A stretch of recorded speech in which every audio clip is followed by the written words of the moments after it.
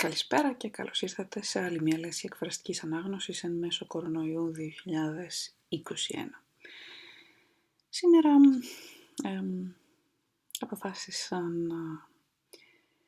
ξαναδιαβάσω ένα κείμενο το οποίο συνάντησα για πρώτη φορά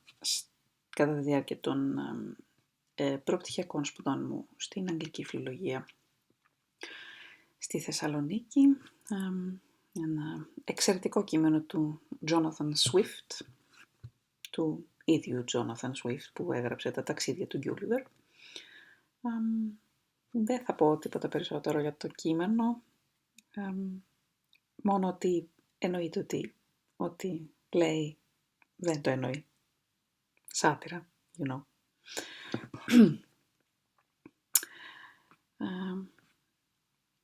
Ο πλήρης τίτλος της έκθεσης είναι A modest proposal for preventing the children of poor people from being a burden to their parents or country and for making them beneficial to the public. Εννοείται ότι όλο αυτό το μακρινάρι κόβεται απλά στο A modest proposal. It is a melancholy object to those who walk through this great town or travel in the country when they see the streets, the roads and cabin doors crowded with beggars of the female sex, followed by 3, 4 or 6 children, all in rags and importuning every passenger for an alms. These mothers, instead of being able to work for their honest livelihood, are forced to employ all their time in strolling to beg sustenance for their helpless infants, who as they grow up either turn thieves for want of work, or leave their dear native country to fight for the pretender in Spain, or sell themselves to the Barbados. I think it is agreed by all parties that this prodigious number of children in the arms, or on the backs, or at the heels of their mothers, and frequently of their fathers, is in the present deplorable state of the kingdom a very great additional grievance, and therefore whoever could find out a fair, cheap, and easy method of making these children sound, useful members of the Commonwealth would deserve so well of the public as to have his statue set up for a preserver of the nation. But my intention is very far from being confined to provide only for the children of professed beggars. It is of a much greater extent, and shall take in the whole number of infants at a certain age who are born of parents in effect as little able to support them as those who demand our charity in the streets.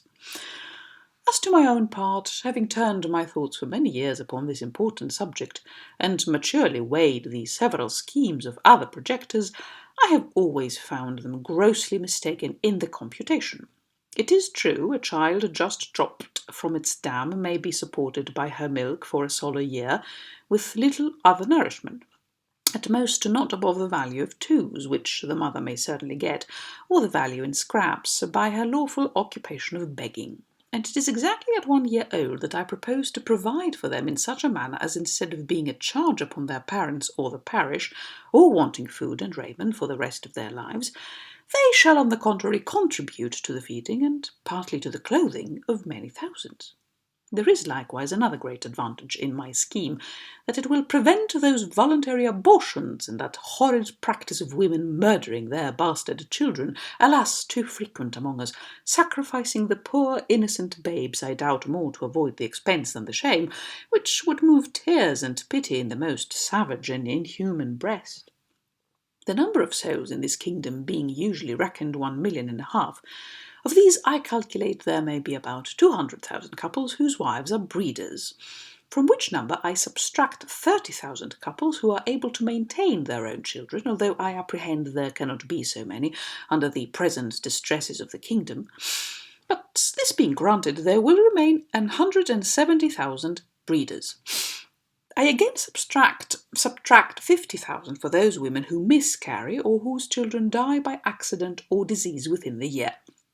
There only remains 120,000 children of poor parents annually born.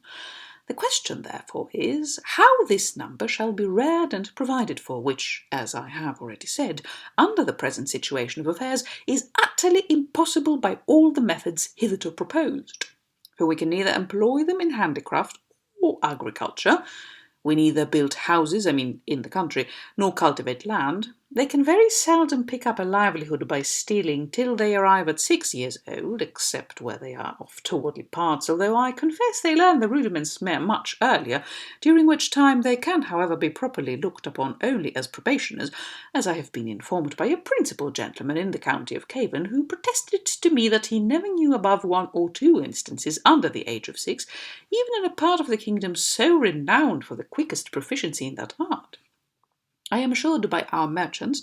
that a boy or a girl before 12 years old is no saleable commodity, and even when they come to this age they will not yield above £3 or £3.5 a crown, at most on the exchange, which cannot turn to account either to the parents or kingdom, the charge of nutriment and rags having been at least 4 times that value.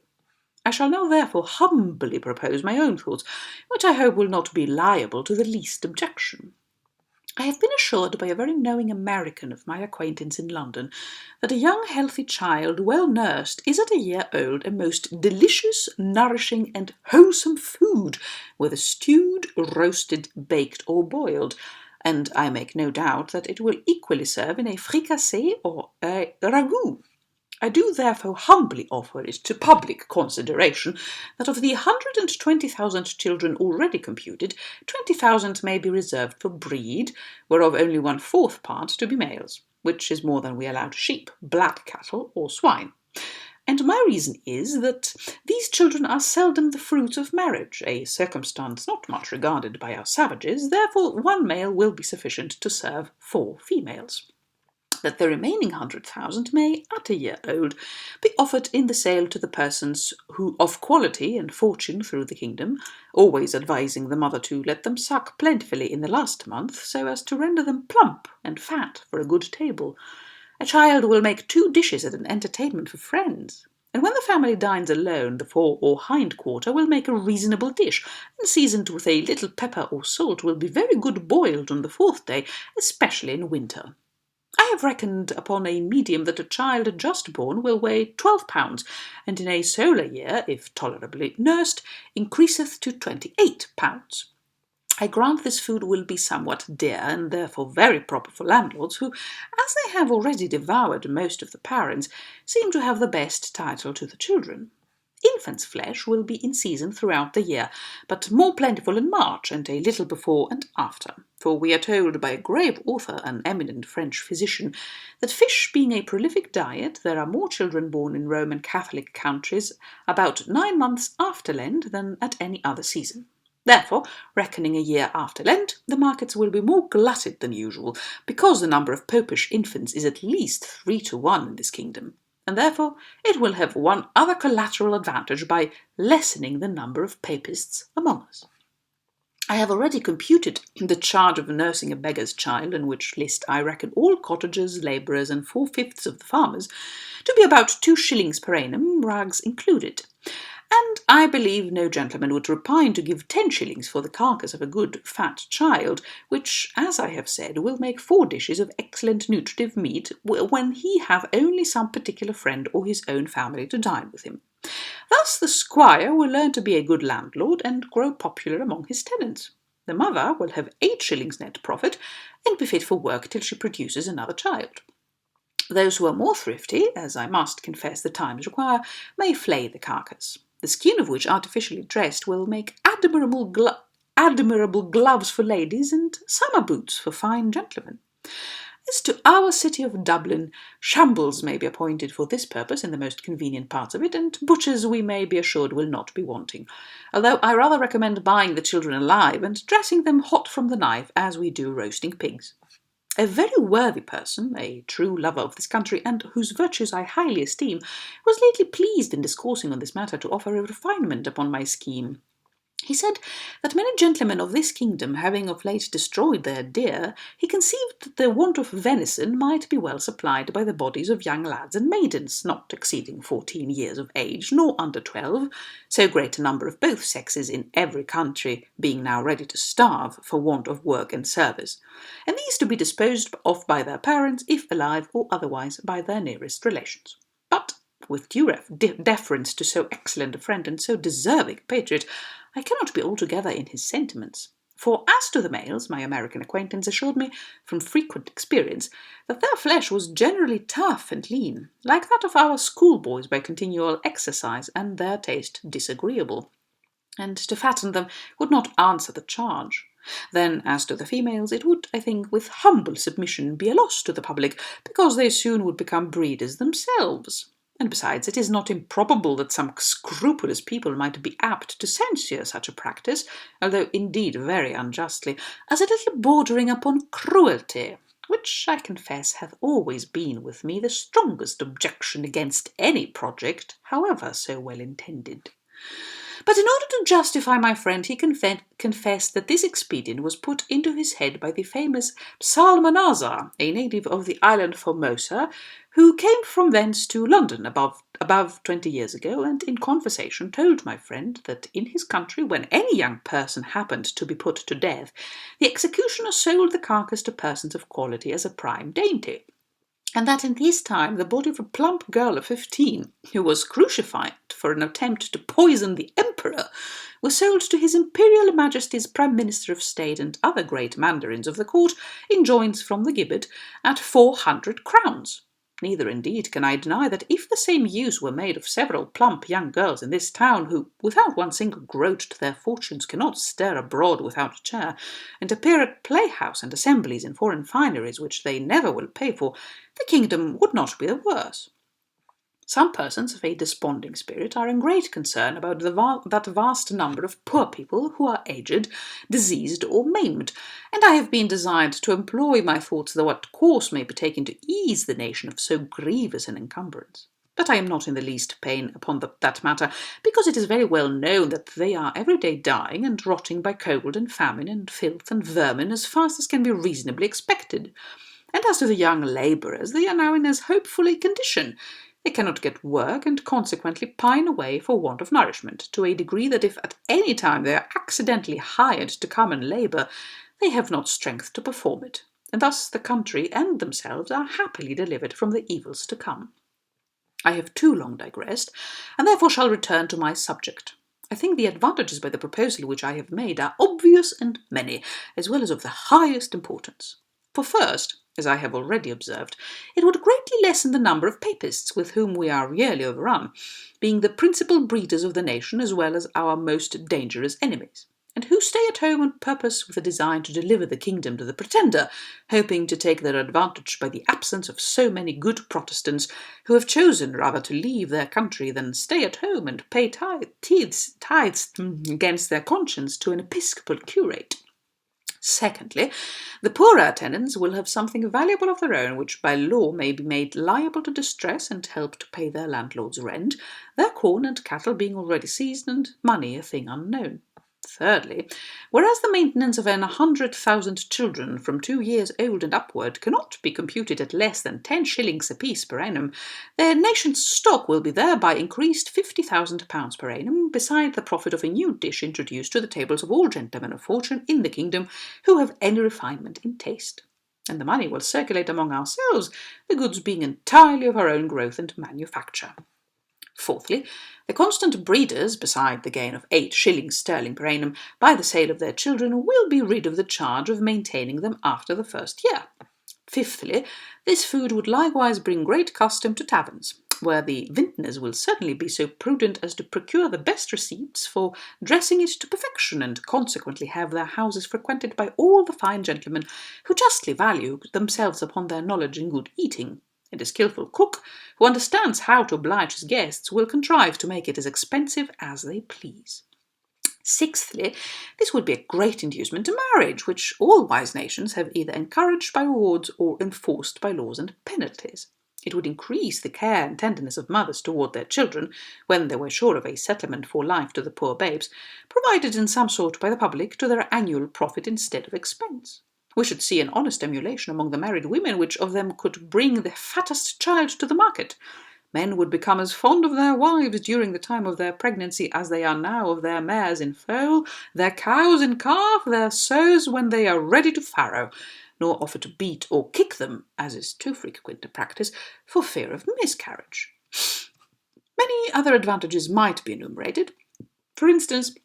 the addition of some 1,000 carcasses in our exportation of barreled beef, the propagation of swine's flesh, and improvement in the art of making good bacon, so much wanted among us by the great destruction of pigs too frequent at our tables, which are no way comparable in taste or magnificence to a well-grown, fat, yearling child, which roasted whole will make a considerable figure at a Lord Mayor's feast or any other public entertainment. But this and many others I omit, being studious of brevity. Supposing that 1,000 families in this city would be constant customers for infant's flesh, besides others who might have it at merry meetings, particularly at weddings and christenings, I compute that Dublin would take off annually about 20,000 carcasses, and the rest of the kingdom, where probably they will be sold somewhat cheaper, the remaining 80,000. I can think of no one objection that will possibly be raised against this proposal, unless it should be urged that the number of people will be thereby much lessened in the kingdom. This I freely own, and 'twas indeed one principal design in offering it to the world. I desire the reader will observe that I calculate my remedy for this one individual kingdom of Ireland, and for no other that ever was, is, or, I think, ever can be upon earth. Therefore, let no man talk to me of other expedients, of taxing our absentees at 5 shillings a pound, of using neither clothes nor household furniture except what is of our own growth and manufacture, of utterly rejecting the materials and instruments that promote foreign luxury, of curing the expensiveness of pride, vanity, idleness, and gaming in our women, of introducing a vein of parsimony, prudence, and temperance, of learning to love our country, wherein we differ even from Laplanders and the inhabitants of Topinambu, of quitting our animosities and factions, nor acting any longer like the Jews who were murdering one another at the very moment their city was taken, of being a little cautious not to sell our country and consciences for nothing, of teaching landlords to have at least one degree of mercy towards their tenants, lastly, of putting a spirit of honesty, industry, and skill into our shopkeepers, who, if a resolution could now be taken to buy only our native goods, would immediately unite to cheat and exact upon us in the price, the measure, and the goodness, nor could ever yet be brought to make one fair proposal of just dealing, though often and earnestly invited to it. Therefore, I repeat, let no man talk to me of these and the like expedients till he have at least some glimpse of hope that there will ever be some hearty and sincere attempt to put them into practice. But as to myself, having been wearied out for many years with offering vain, idle, visionary thoughts, and at length utterly despairing of success, I fortunately fell upon this proposal, which, as it is wholly new, so it hath something solid and real, of no expense and little trouble, full in our own power, and whereby we can incur no danger in disobliging England. For this kind of commodity will not bear exportation, and flesh being of too tender a consistence to admit a long continuance in salt, although perhaps I could name a country which would be glad to eat up our whole nation without it. After all, I am not so violently bent upon my own opinion as to reject any offer proposed by wise men which shall be found equally innocent, cheap, easy, and effectual. But before something of that kind shall be advanced in contradiction to my scheme, and offering a better, I desire the author or authors will be pleased maturely to consider 2 points. First, as things now stand, how they will be able to find food and raiment for 100,000 useless mouths and backs, and secondly, there being a round million of creatures in human figure throughout this kingdom, whose whole subsistence put into a common stock would leave them in debt 2 millions of pounds sterling, adding those who are beggars by profession to the bulk of farmers, cottagers, and labourers, with their wives and children who are beggars in effect, I desire those politicians who dislike my overture, and may perhaps be so bold as to attempt an answer, that they will first ask the parents of these mortals whether they would not at this day think it a great happiness to have been sold for food at a year old in the manner I prescribe, and thereby have avoided such a perpetual scene of misfortunes as they have since gone through by the oppression of landlords, the impossibility of paying rent without money or trade, the want of common sustenance with neither house nor clothes to cover them from the inclemencies of the weather, and the most inevitable prospect of entailing the like or greater miseries upon their breed forever.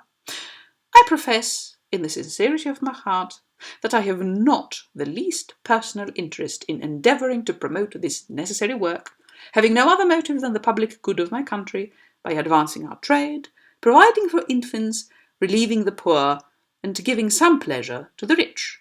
I have no children by which I can propose to get a single penny, the youngest being 9 years old, and my wife past childbearing. Καλό βράδυ.